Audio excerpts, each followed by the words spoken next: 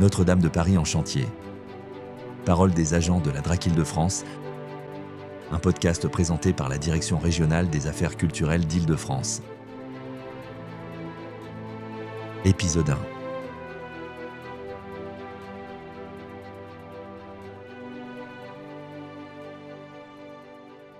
Bonjour Karine Duquesnoy, merci d'avoir accepté notre invitation. Vous êtes haute fonctionnaire à la transition écologique et au développement durable du ministère de la Culture et vous avez été directrice régionale des affaires culturelles d'Île-de-France par intérim lors de l'incendie de Notre-Dame. Vous êtes ici pour nous parler du travail que vous avez effectué, donc je vous laisse vous présenter à nos auditeurs, nous parler un peu de votre parcours. Oui, bonjour Manon, merci pour l'invitation. Donc, j'ai rejoint le ministère de la Culture en 2005, après un parcours au ministère du Travail. Et au ministère de la Culture, je me suis beaucoup occupée de toute la question emploi, question professionnelle, intermittence du spectacle.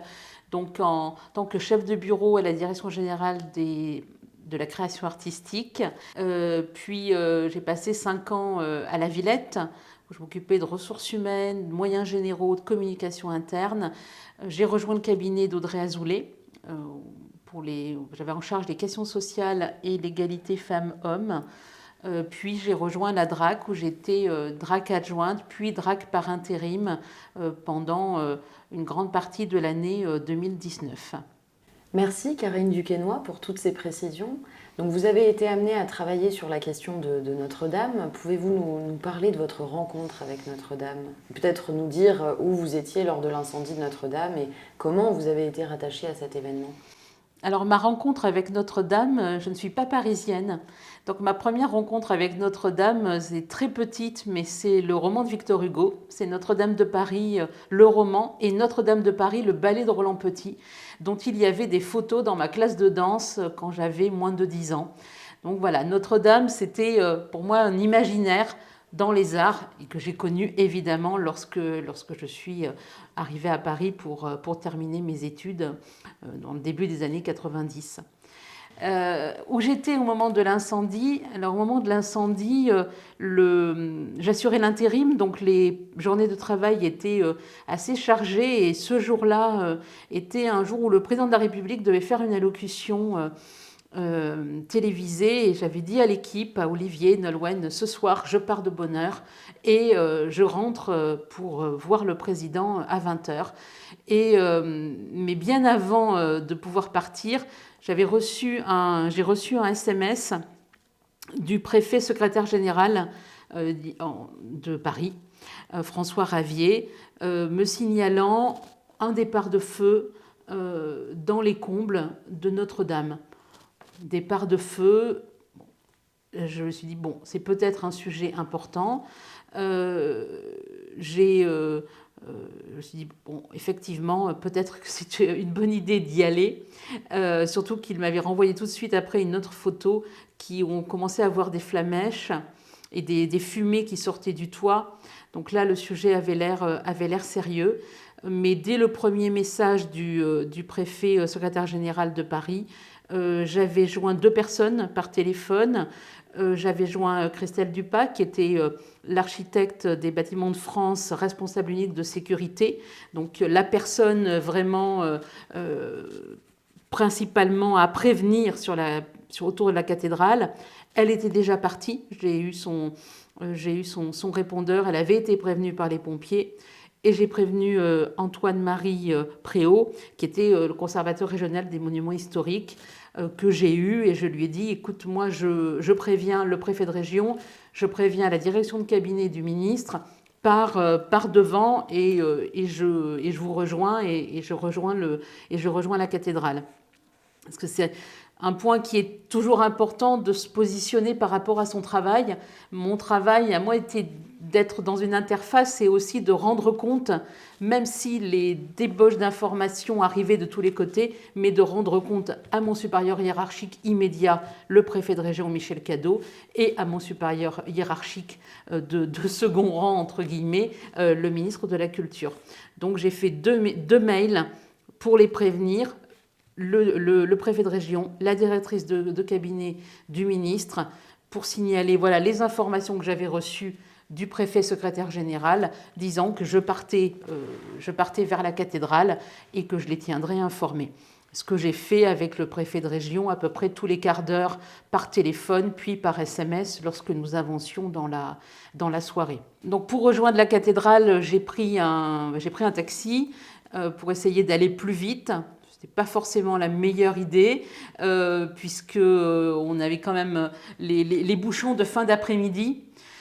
Et puis pendant le trajet, je passais des coups de fil et je me souviens d'un appel qui m'a marqué avec l'adjoint du directeur général des patrimoines que j'ai eu au téléphone et qui me disait on va perdre la flèche, on va perdre la flèche, on va perdre la flèche, et qui est un monsieur, un excellent collègue, mais vraiment quelqu'un de très calme habituellement. Et on sentait finalement toute l'urgence du moment et cette crainte de perdre la flèche et puis peut-être davantage. Mais paradoxalement, dans ce moment, moi je ne me suis pas du tout positionnée en tant que citoyen qui ressent de l'émotion, mais j'étais dans une logique de travail. Et d'ailleurs, j'étais sur le parvis au moment où la flèche est tombée, je ne l'ai pas vue.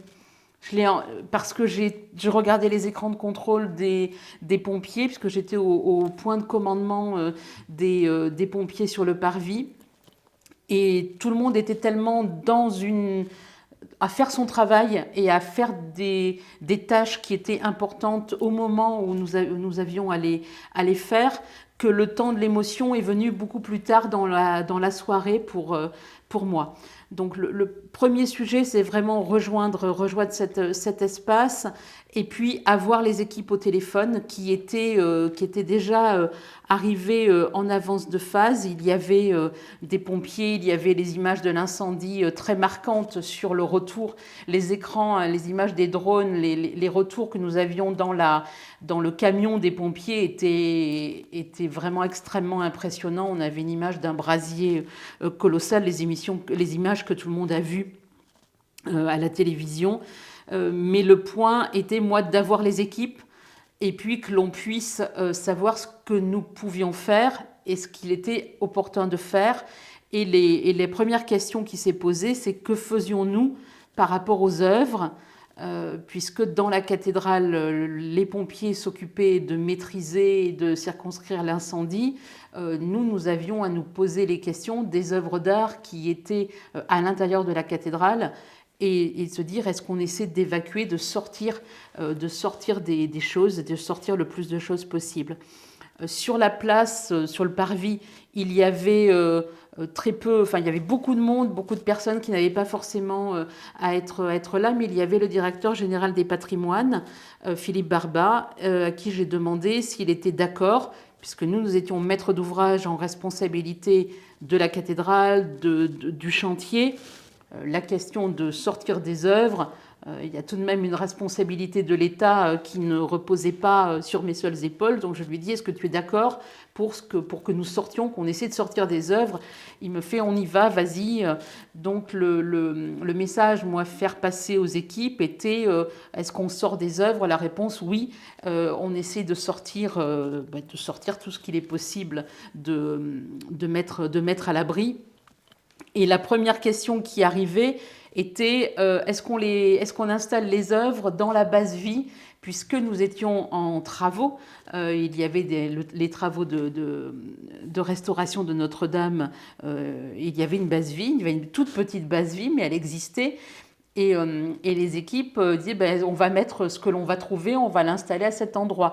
C'était compliqué, il fallait parfois passer 3-4 coups de fil pour réussir à avoir qui Christelle, qui Antoine-Marie, qui étaient vraiment mes deux interlocuteurs au niveau de la cathédrale. Donc c'était vraiment de savoir que faisons-nous. Et effectivement, le fait de poser tout ce que l'on pouvait trouver à proximité, c'est un point qui, en réfléchissant, me semblait pas intuitivement la meilleure idée. On a une cathédrale qui est en train de brûler, on ne sait pas jusqu'où. Et mettre à l'abri des œuvres qui, pour certaines, sont inflammables à quelques dizaines de mètres du foyer, spontanément, on se dit qu'on ne va pas préserver grand-chose. Donc là, plein de gens avaient des tas d'idées. Certains voulaient aller directement au Louvre, voulaient aller ailleurs. Moi, je réfléchissais à que pouvons-nous faire. Là, on avançait dans la... On regardait pas du tout la montre, d'ailleurs. Moi, je crois que quand j'ai regardé la montre la première fois, il devait être presque 1 heure du matin.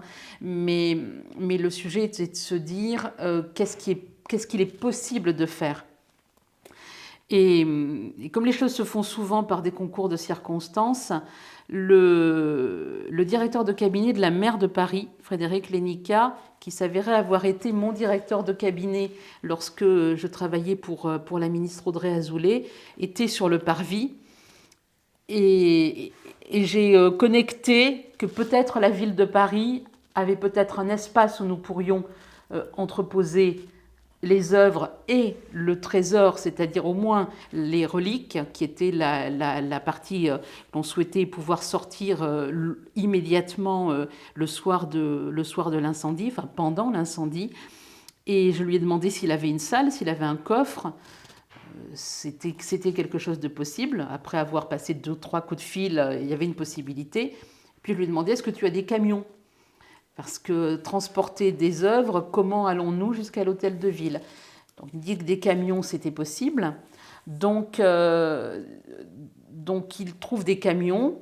Et puis, moi, je joins la cellule de crise ministérielle parce qu'il y avait une cellule de crise avec le président de la République, Premier ministre, ministre de la Culture, préfet de police, qui était dans la préfecture de police. Et puis, il y avait la cellule de crise ministérielle qui était aux Bons Enfants, donc dans l'immeuble du ministère des Bons Enfants. Et moi, mon interlocutrice était la responsable de la relation au DRAC. Et je l'ai appelée pour lui dire, voilà, je vais avoir 3 camions, j'ai besoin d'une escorte policière. Est-ce que tu peux me trouver une escorte policière ? Et ensuite, la haute fonctionnaire de défense et de sécurité, enfin, tout ça se met en route. Tout le monde avait eu des formations, enfin, savait à peu près quoi faire. Et puis, si on ne savait pas, on essaie de faire le mieux possible en l'état des informations et de nos connaissances. Donc, me trouve une escorte policière et tout cela se passe dans un moment où le feu n'est pas du tout maîtrisé. Donc, moi, j'étais sur cette logique qui était les œuvres, les équipes qui étaient avec des pompiers, les équipes qui cherchaient les reliques pour essayer de sortir le plus de choses possible. Mais à ce moment-là, le feu brûlait toujours. Moi, je n'avais pas de peur en particulier, sauf à un moment, qui est le moment où, dans le beffroi nord, c'est-à-dire la tour, j'ai vu des flammes à l'intérieur du beffroi nord. Et là, le général qui commandait les pompiers sortait lui-même d'un échange, d'ailleurs on l'a vu ensuite dans des documentaires, avec le président de la République pour savoir que faisons-nous, et lancer des pompiers finalement sur cet espace. Et à ce moment-là, le général en charge de la lutte contre l'incendie nous a dit nous avons entre 15 et 20 minutes pour arrêter ce qui est en train de se passer dans le beffroi nord, sachant que si l'incendie n'était pas arrêté, eh bien, alors peut-être que tout ça ne serait pas arrivé, hein, on est d'accord, mais le risque, c'était effondrement des poutres attaquées par le feu, et puis plus de poutres, plus de structures, risque d'effondrement du beffroi nord qui entraîne un effondrement du beffroi sud, donc les 2 tours de Notre-Dame, et on a ensuite le principe du château de cartes et le risque de voir tout disparaître. Donc là, à ce moment-là, vous dites 1/4 d'heure, 20 minutes, c'est vraiment très peu. Et moi, je me souviens avoir appelé Christelle et Antoine-Marie pour leur dire de sortir. Et parce que je ne savais pas, ils étaient en train de faire des allers-retours, de transporter des choses. On avait vraiment beaucoup de mal à se joindre. Philippe Barba était parti les rejoindre pour aussi installer les choses dans les camions. Et puis aussi, ce qui est vraiment formidable dans le travail qu'ont fait les équipes du ministère de la Culture, ça a été tout de suite de se positionner dans les inventaires, les œuvres qui vont être emportées, de pouvoir tout de suite les identifier, enfin d'être dans une logique de travail normal dans un contexte qui ne l'était absolument pas. Mais c'est assez formidable de voir chacun qui a ses réflexes professionnels, même dans le chaos le plus total. Et ce point de les appeler, quand je leur ai dit, mais sors, je me souviens d'avoir dit Antoine-Marie, sors, un peu comme si nous étions dans Fort Boyard, dans une épreuve. Et il me disait, mais on peut, mais non, on a encore plein de choses, on peut encore porter plein de choses. Et évidemment, je n'allais pas dire, on a un risque, en tout cas majeur, et moi je fais confiance au général des pompiers, c'est évident. Et je lui dis, mais si, il y a assez, il y aura plus de place dans les camions, enfin je sais pas, je crois que je dis à peu près n'importe quoi. Et pour les convaincre de quitter la cathédrale et puis d'aller vers les camions. Et pendant ce temps, l'incendie a été, au bout d'un quart d'heure, 20 minutes, il ne s'est rien passé de plus. Et à ce moment-là, finalement, l'escorte de police essayait d'arriver. Tout ça mettait un temps très long, en fait. Nous avions l'impression que tout durait 2 minutes, 3 minutes. Il s'est passé des heures, en fait, pendant toute cette phase. Et avec des moments assez drôles, puisque nous avions ces camions. Et là, je me souviens, c'est Christelle Dupas qui me dit mais tout de même, ce sont des camions, c'est la ville. Nous, c'est vrai, nous étions l'État. Mais si jamais, c'est vrai, on pourrait être dans Mission Impossible et on pourrait avoir des faux chauffeurs de camions qui pourraient d'un seul coup partir sur le périphérique et emporter avec eux la couronne d'épines, des trésors de Notre-Dame. Et là, je sais pas, j'ai dû me prendre pour M dans James Bond et j'ai dit, écoutez, c'est simple, un agent de la DRAC par camion, chaque agent est responsable du chargement.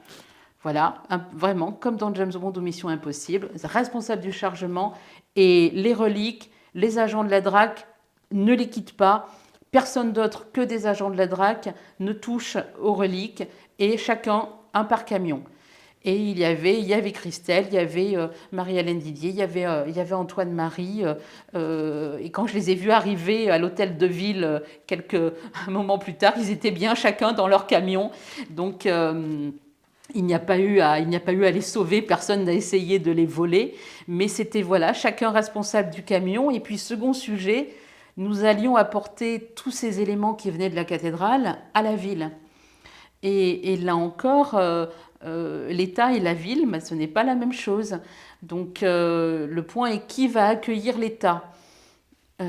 Effectivement, pour accueillir l'État à la ville de Paris, a priori, il n'y a personne. Donc moi, j'ai dit aux équipes, écoutez, j'y vais, je serai là quand vous allez arriver pour accueillir les camions et puis recevoir tout ce qui venait de la cathédrale, puisque les cathédrales appartiennent à l'État et n'appartiennent pas aux villes. Tout ça, c'est un peu de l'administration, mais ce sont des points importants.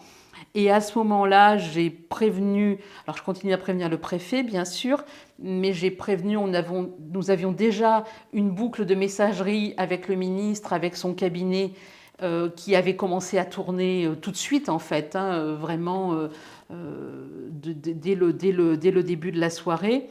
Et dans cette boucle, j'ai dit, je pars à l'hôtel de ville, il faut que le ministre vienne parce que nous allons avoir les reliques. Nous allons les mettre dans un coffre, le coffre de la mer. Il y aura les œuvres d'art. Enfin, il faut que le ministre soit avec nous. Et donc, c'est important. Et puis, on avançait vraiment dans la soirée. même si les flammes continuaient à brûler, mais on était quand même déjà beaucoup plus loin. La flèche était tombée depuis longtemps, la toiture aussi. Enfin, on avait passé ces moments-là. Et donc, je suis partie en courant pour arriver avant les camions.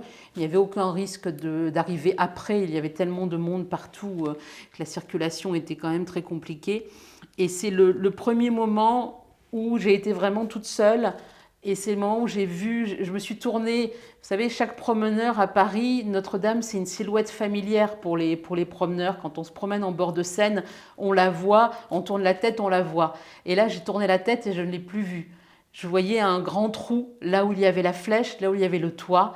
Et je me suis mise à pleurer toute seule comme une idiote sur mon quai, en rejoignant la rue Lobau et l'hôtel de ville. Parce que finalement, toutes ces choses devenaient réelles. Je pense que nous avons tous mis plusieurs jours à nous rendre compte que les choses étaient arrivées. Mais à ce moment-là, ça a été ma première prise de conscience. Et en arrivant à l'hôtel de ville, il y avait là encore un chaos assez indescriptible, parce que l'adjoint à la culture de la maire de Paris avait prévenu les journalistes pour dire que la ville allait accueillir. C'était aussi un moment, une façon de faire un peu de communication. Donc c'était quand même le bazar. Et puis sont arrivés nos camions avec aussi quelque chose de très drôle, parce qu'il y avait aussi bien une statue du XIVe siècle en pierre, je ne sais pas comment ils l'ont transportée, les pompiers avaient aidé les équipes de la DRAC à transporter, que du mobilier religieux qui n'avait pas spécialement de valeur, mais un pompier voit un beau mobilier qui a l'air chouette, c'est rouge, c'est doré et tout, on l'embarque, le truc ça vaut peut-être 30 €, mais c'est pas grave, ça avait été emporté dans l'enthousiasme général, je mets des guillemets évidemment. Et s'agissant des reliques, là il y avait un moment où il fallait commencer. Et là, c'était des équipes de la DRAC et des équipes du service des musées de France, des équipes de la direction générale des patrimoines, qui étaient là pour regarder déjà l'inventaire, se dire les œuvres que l'on est en train de sortir sur l'inventaire de ce qui est dans la cathédrale, lesquelles sont-elles, les pointer, mesurer, enfin voir tout de suite ce qui était là. Donc tâches pour lesquelles moi je n'avais aucune compétence, aucune utilité. En revanche, devenir gardienne des reliques était ma mission de la fin de soirée, puisque on les a rassemblées sur une table de tapissier, parce que la salle dans laquelle on nous accueillait était une salle d'exposition qui était un peu en travaux. Donc il y avait, on a mis un sac poubelle sur une table et on a posé les coffrets. Je sais qu'Antoine-Marie avait encore le clou dans son cartable. Je dis mais non, sors-le de ton cartable, tu vas l'oublier après. Enfin, des choses absolument surréalistes a posteriori. Et voilà, je récupère tout cela et je me mets à garder ces reliques. Parce qu'évidemment, il y avait des photographes, il y avait des journalistes. Je me souviens d'un journaliste qui voulait absolument que j'ouvre le coffret de la couronne d'épines pour faire des photos. J'ai dit non, monsieur, on ne fera pas de photos. Il voulait faire des photos pour photographier la mer. J'ai dit non, monsieur, nous attendons le ministre. Donc on ne fera rien. Et là, le ministre est arrivé.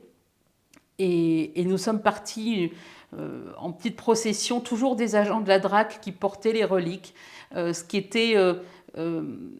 été sur les 2 jours jusqu'au moment où elles ont ensuite rejoint le Louvre, vraiment le sujet qui m'a tenu à cœur, c'est que ce soit toujours des représentants de l'État qui soient en responsabilité des reliques, puisque les reliques appartiennent au clergé, les reliquaires appartiennent à l'État. Et la première fois où j'ai revu l'archevêque après cet épisode, j'ai pu lui faire part du fait que nous avions en permanence veillé et surveillé les reliques. C'est un peu la responsabilité de l'État que nous leur devions et que nous devions à la valeur absolument symbolique, énorme de ces reliques. Donc à l'arrivée du ministre, nous sommes partis en procession. dans les souterrains de l'hôtel de ville pour rejoindre, nous avions la maire de Paris était également avec nous, pour rejoindre le coffre. Et symboliquement aussi, je me souviens que nous avons donné au ministre chacune, ce que nous avions comme reliques, on les lui a remises pour qu'il les mette au coffre. Et ensuite, la mère a pu fermer le coffre qui était le sien. Et là, on était tous un petit peu sonnés. Il était plus d'une heure du matin. Voilà, j'ai commandé des taxis. Tout le monde est rentré chez lui. Et nous avons entamé le jour 2 parce que là, nous étions dans une situation qui n'était que provisoire.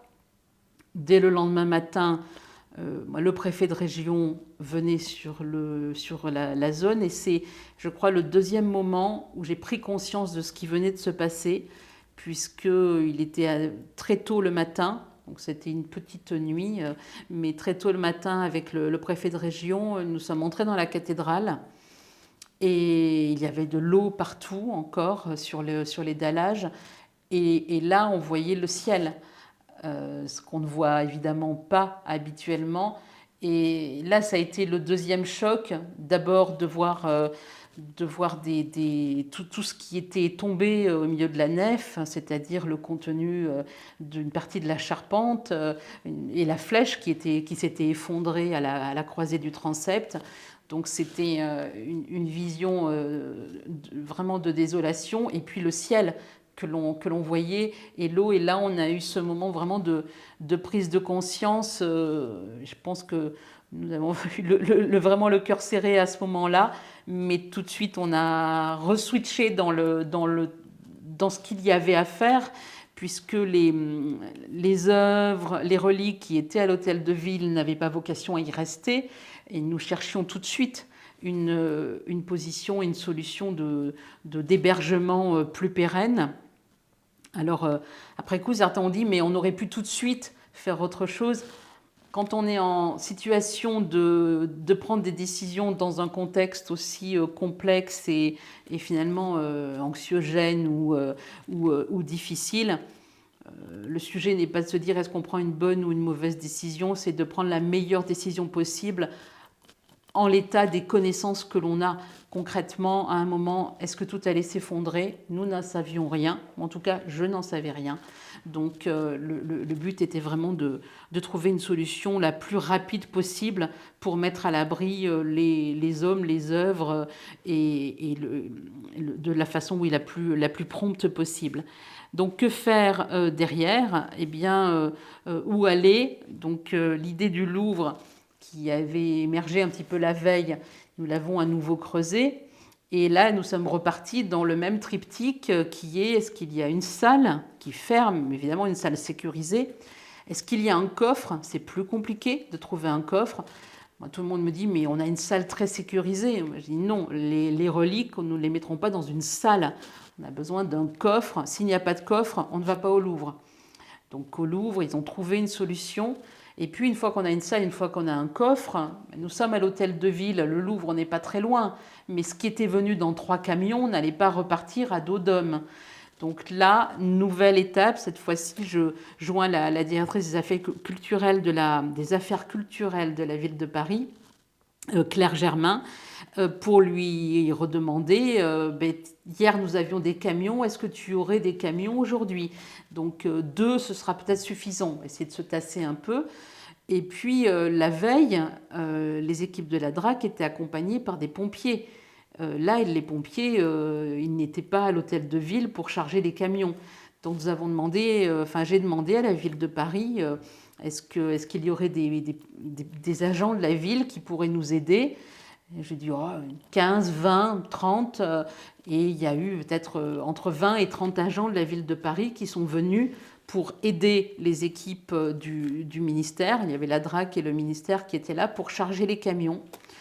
Et on retombe sur notre sujet de reliques qui était donc dans le coffre. Et la maire devait partir, son officier de sécurité devait partir. Il fallait sortir les reliques du coffre. Et la question est, que faisons-nous de ces reliques? Et je dis, il n'y a pas de problème, je vais les garder. Comme la veille, je les avais gardés sur un sac poubelle et sur une table de tapissier. Cette fois-ci, j'ai trouvé un poste de garde plus rigolo, plus original, dirons-nous, puisque j'étais dans la cabine. Je dis, je vais m'installer dans la cabine de poste de conduite d'un des camions, et puis je vais rester là en attendant que les camions se chargent. Donc, on a pris les reliques, on les a transportées avec le directeur général des patrimoines en se cachant, parce qu'il y avait toujours des gens qui faisaient des photos de ci, de là, donc on tenait à faire les choses de façon assez discrète. Et puis, je n'ai jamais vraiment pensé à la valeur des choses, mais se dire que c'était quand même une grande valeur, les éléments que nous transportions. Et donc, je me suis installée dans cette cabine où j'ai passé environ 2 heures, assez surréaliste, avec sur les genoux le coffret de la couronne, la tunique de Saint-Louis dans une sorte de plastique, comme un plastique de pressing, ce qui fait que le chauffeur d'ailleurs du camion, quand il a ouvert sa porte, j'avais posé le plastique sur le siège conducteur. Il a cru sans doute que c'était mon pressing, je ne sais pas. Il a tendu la main, je pense que j'ai hurlé, je pense que le pauvre homme a dû perdre quelques dizaines d'auditions parce que, évidemment, qu'il n'était pas question d'y toucher. J'ai pris très précautionneusement le plastique de pressing, enfin je mets des guillemets parce que ça ressemblait vraiment à ça, pour le mettre vraiment sur mes genoux avec tous les autres éléments. Et voilà, j'ai attendu que les camions soient chargés. Et à ce moment-là, nous étions à nouveau en capacité de nous déplacer. Nous avions fait un plan d'ailleurs, toujours de petit côté un peu Mission Impossible James Bond. Donc nous avions fait un plan de circulation, parce que nous avions 2 camions. Il y avait évidemment une escorte policière et un camion qui allait tourner dans la cour carrée pendant que l'autre camion pourrait descendre et décharger ce qu'il avait, son chargement. Alors là encore, petit moment assez amusant. Donc le ministre souhaitait venir nous accueillir au Louvre. Et puis pour accéder à l'endroit où nous allions pouvoir entreposer les œuvres, puis accéder au coffre, il n'y avait qu'une rampe d'accès et une rampe qui était à peine plus large que le camion. Donc les chauffeurs des camions ont fait une marche arrière tout de même assez périlleuse pour rejoindre l'endroit où nous étions en capacité de décharger avec les équipes du Louvre qui étaient là à ce moment-là. Et puis, nous, toujours avec Philippe Barba, nous portions toujours les reliques. Et nous sommes allés vers l'endroit où le Louvre nous avait trouvé un coffre pour pouvoir les entreposer. Et nous étions avec le président du Louvre, avec le ministre. Et là, on a eu un autre moment assez surréaliste, puisque le ministre nous dit, alors que nous étions en train de les installer dans le coffre, il nous dit, mais est-ce que vous avez vérifié depuis hier soir que tout était toujours présent ? Et je me souviens, nous sommes regardés avec Philippe Barba, où nous n'avions... moi, je venais de passer 2 heures avec les reliques, je n'avais même pas ouvert le coffret de la couronne. Moi, des amis m'ont dit, mais tu n'as pas fait de selfie ? Non. Et je n'ai même pas ouvert les boîtes. Enfin, on était tellement dans quelque chose d'autre. C'était vraiment le respect aussi pour ce que cela représentait. Je n'ai vraiment pas ouvert ces boîtes. Et à ce moment-là, on les ouvre. Et on voit que tout était bien à l'intérieur. Donc, on va dire une deuxième étape venait de passer. Et nous avons poursuivi l'organisation, puisque pendant que nous avions cette étape, d'autres équipes de la DRAC étaient, elles, au Trésor de Notre-Dame, en train d'inventorier, en train de préparer de préparer un chargement pour sortir d'autres œuvres, des œuvres d'orfèvrerie, des pièces de tissu, enfin énormément d'éléments qui étaient dans la cathédrale. Et certains diront aujourd'hui, mais finalement, vous auriez pu tout laisser sur place. La cathédrale, elle était sous arrêté de péril, elle l'a été pendant de nombreux mois. C'est-à-dire que rien ne nous disait qu'à un moment ou un autre, vous avez une toiture éventrée, on peut tout à fait avoir des éléments qui tombent. D'ailleurs, c'est arrivé d'avoir des pierres qui tombent alors qu'il y avait une visite du Premier ministre canadien qui était en train de se dérouler et une pierre était tombée une demi-heure plus tôt. Donc nous n'étions pas dans une zone sécurisée. Donc il y avait, et encore moins le lendemain de l'incendie. Donc ces questions ont été que faisons-nous de ces éléments? L'idée était évidemment de les apporter jusqu'au Louvre, en tenant compte de la nuit, donc d'arrêter le travail, de sécuriser la zone, d'avoir des agents pour sécuriser, pour éviter évidemment toute intrusion, tout cambriolage, parce que nous sommes tout de même dans un espace qui devenait ouvert.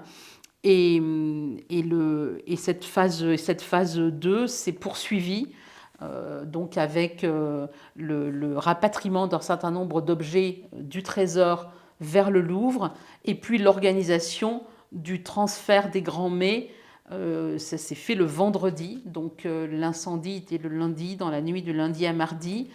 Et avec le départ des grands mets le vendredi, dans la semaine, ce sont 1300 œuvres qui ont été mises à l'abri par les équipes de la DRAC, avec le soutien évidemment du service des musées de France et donc du ministère de la Culture, avec l'aide de la ville de Paris et du Louvre, mais 1300 œuvres, en sachant précisément quelles étaient les œuvres qui étaient mises à l'abri, et avec des œuvres qui ont été également très préservées dans l'incendie, parce qu'il y a dans ce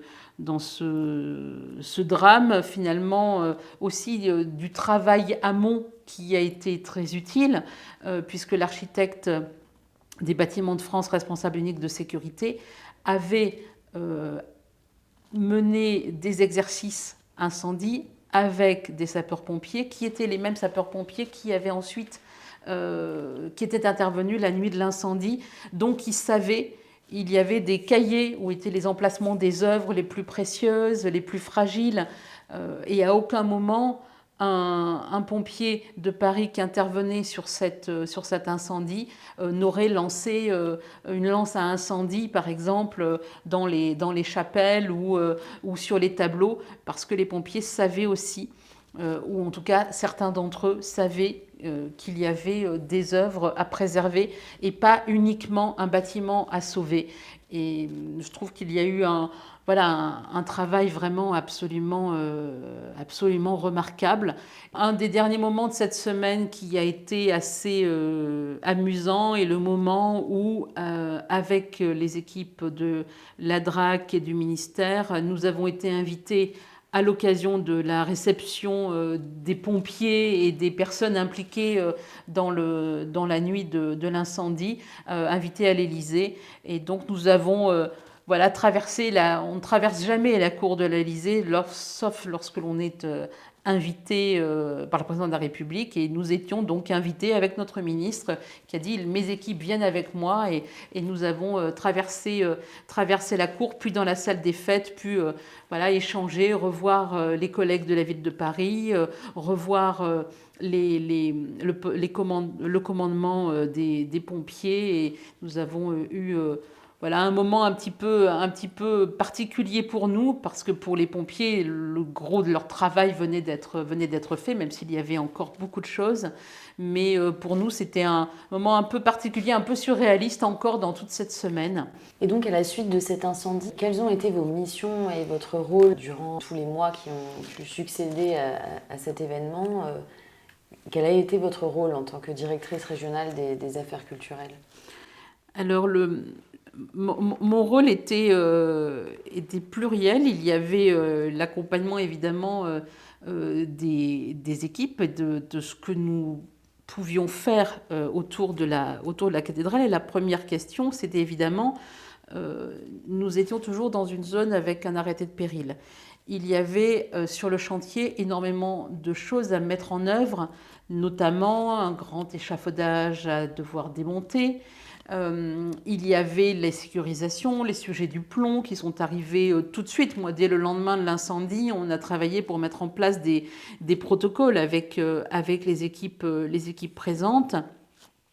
Donc il y avait vraiment ce travail, et sous l'autorité du préfet de région, c'est les différents services de l'État d'ailleurs concernés, puisque nous étions aussi en relation avec la préfecture de police de façon très étroite, eh bien d'accompagner et de continuer à travailler à la sécurisation de la cathédrale avec les architectes en chef des monuments historiques. Il y avait Philippe Villeneuve, évidemment, qui était en première ligne. Donc c'est le travail de maître d'ouvrage que nous continuons à porter, que moi j'avais à organiser à plusieurs niveaux. Il y avait un premier sujet qui était les ressources humaines. Nous avions une équipe qui travaillait de façon étroite sur le chantier de Notre-Dame, mais là, nous passions à une dimension qui n'était pas du tout la même. Donc nous savions que nous avions besoin d'ingénieurs supplémentaires, nous avions besoin de personnel administratif, nous avions besoin de renforts aussi en communication. Nous avions des demandes, mais par centaines, de réponses à des journalistes, sujet que nous orientions vers la cellule du ministère, mais avec des sujets sur lesquels très, très souvent les points revenaient vers nous. Donc il y avait ce travail d'organisation. Nous avons eu quelques renforts, mais très peu. Nous avons eu 3 personnes qui, de façon temporaire, ont pu nous rejoindre, mais nous rejoindre peut-être 2 mois plus tard, après l'incendie, et qui étaient recrutés avec éventuellement la perspective de rejoindre l'établissement public dont il était déjà question. Mais voilà, quelles équipes pour pouvoir avancer, et puis comment avancer, puisqu'il y avait la question des fonds. Les donateurs avaient donné, on entendait parler de centaines et de centaines de millions d'euros, mais les centaines et les centaines de millions d'euros n'étaient pas sur le budget de la DRAC. Donc comment allons-nous pouvoir organiser un système qui va nous permettre d'être efficaces? Et donc il y avait évidemment tout le sujet autour des donateurs. Là, ces points-là étaient suivis par l'administration centrale du ministère, qui ont été très efficaces pour pouvoir nous allouer les crédits au fur et à mesure où nous en avions besoin. Donc les choses se sont faites de façon assez fluide dans les flux financiers avec l'administration centrale. Et puis localement, c'est de travailler avec le contrôleur financier pour mettre en place, là encore, des procédures qui puissent être le plus efficaces possible, parce que très vite, les besoins de la cathédrale nécessitaient des devis, des interventions. Toutes les entreprises qui travaillaient sur la cathédrale, nous avons pu prolonger les marchés, considérant qu'on était dans la suite, et parce que nous étions dans plus aucun cadre habituel. Les entreprises l'entreprise qui avait monté l'échafaudage, elle allait devoir le démonter. Il n'était pas prévu qu'elle démonte un échafaudage qui a subi un incendie aussi violent que celui que venait de subir la cathédrale. Donc rien ne correspondait à quelque chose de connu. Tout ce qui se passait était différent. Les entreprises qui étaient là pour restaurer une cathédrale.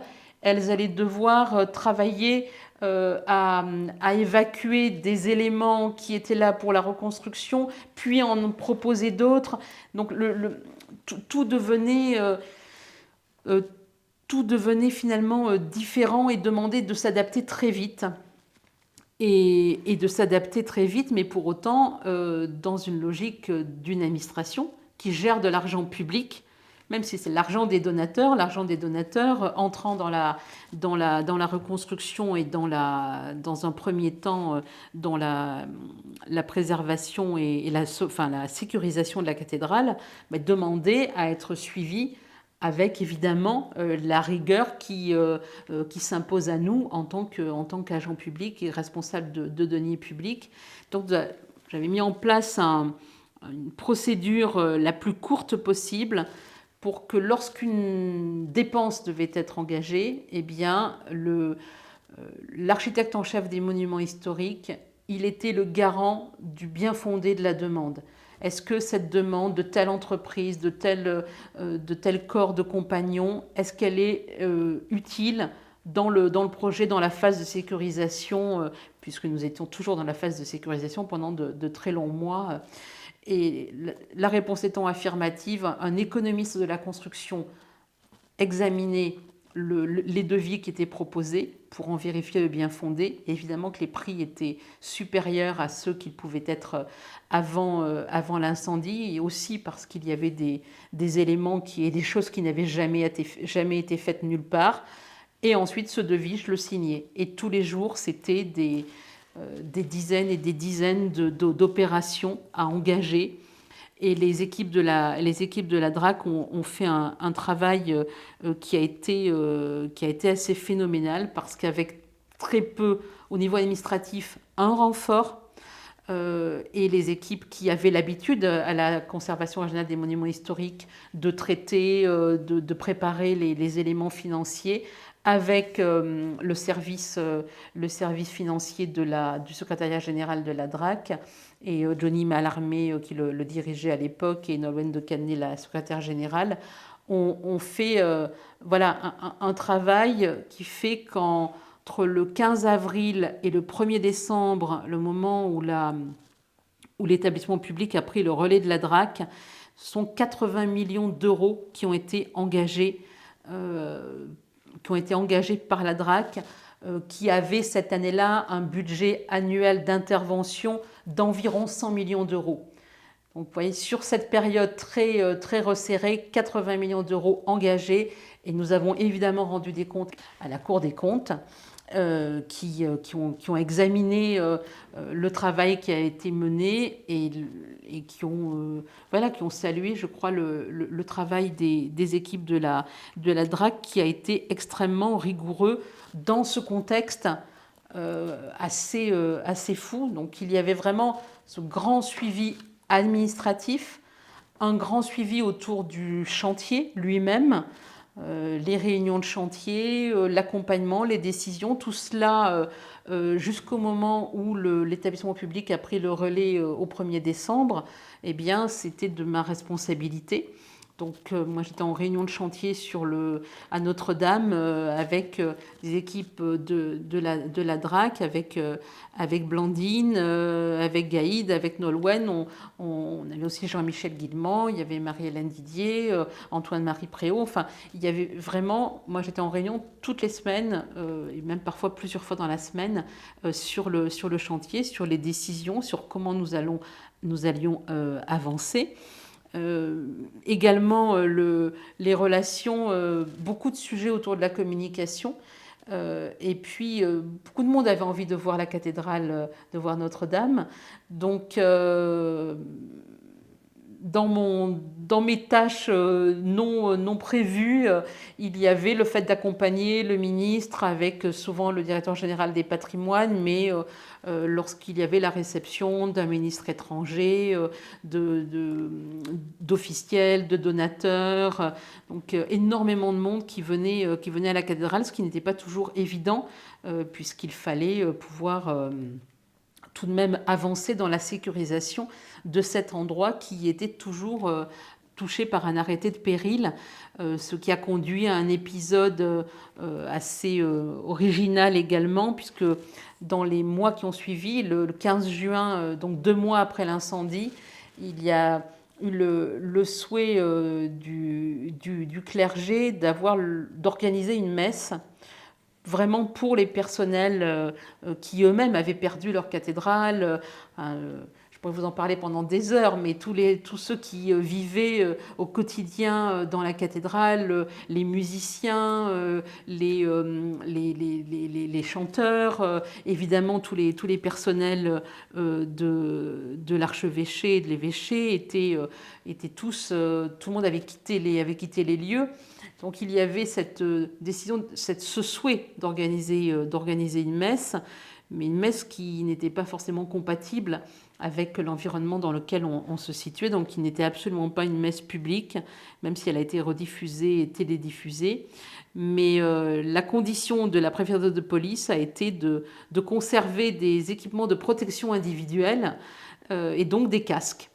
Et pour cette messe où j'avais été invitée pour représenter l'État, il y avait Charlotte Hubert qui représentait les architectes, et il y avait un patron d'une des entreprises qui représentait les compagnons de chantier, et le général Georgelin qui était là également avec Philippe Jost.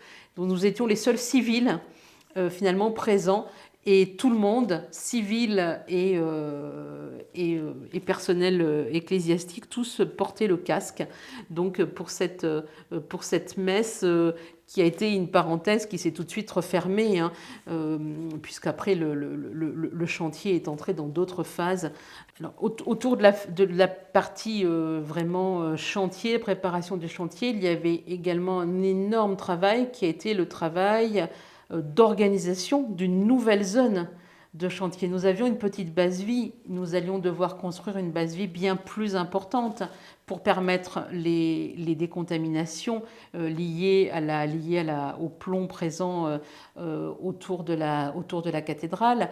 Il y avait également le fait de pouvoir construire des bases-vie pour accueillir finalement des centaines de compagnons, alors qu'il y avait de toutes petites équipes présentes précédemment.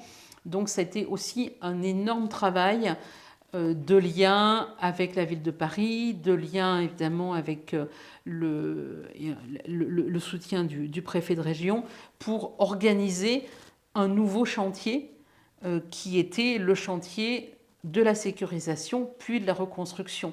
Donc tout cela se préparait avec les équipes de la DRAC et se préparer avec l'équipe de préfiguration de l'établissement public. Donc nous avions des réunions très régulières avec le général Georgelin, avec son adjoint Philippe Jost, l'architecte en chef des bâtiments, des monuments historiques Philippe Villeneuve, et avec Philippe Barba. Et nous avions vraiment des réunions décisionnelles à l'Élysée pour préparer ces étapes et puis avancer dans l'accompagnement du chantier. Il était très important, la DRAC avait un rôle déjà qu'elle allait conserver évidemment, qui était le contrôle scientifique et technique. Tant que l'établissement public n'avait pas pris les clés au sens premier, la responsabilité de maître d'ouvrage incombait à la DRAC seule.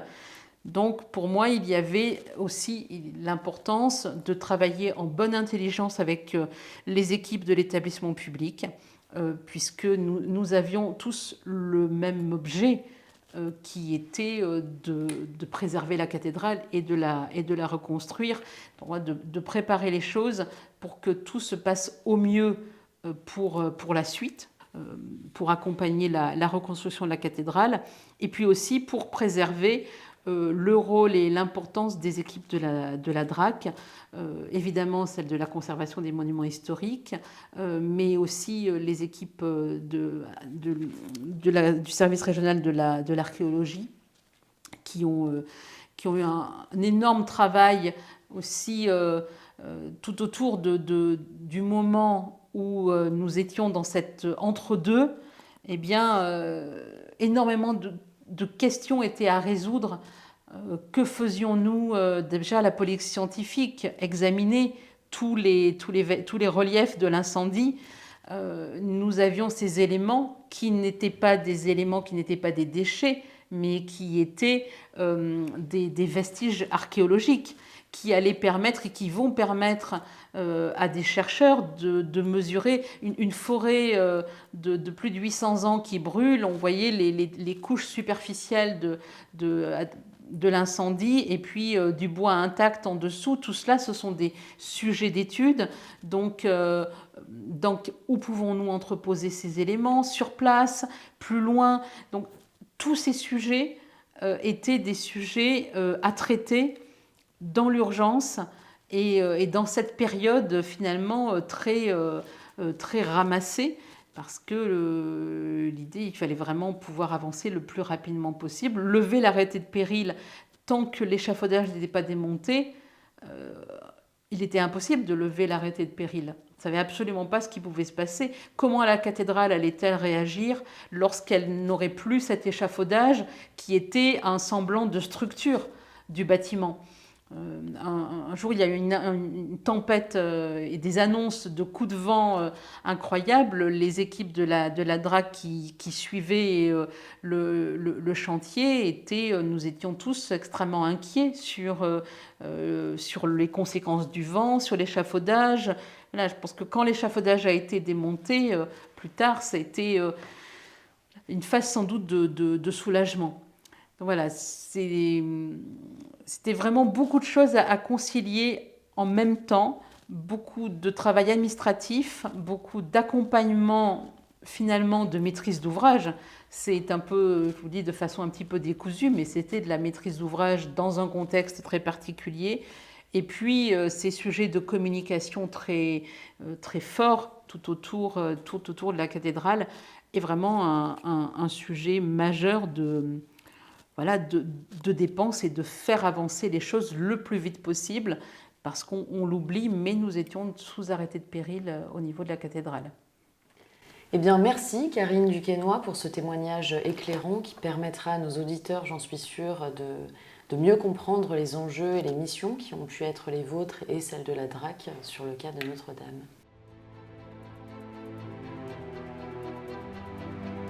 Notre-Dame de Paris en chantier. Parole des agents de la DRAC Île-de-France, un podcast présenté par la Direction régionale des affaires culturelles d'Île-de-France.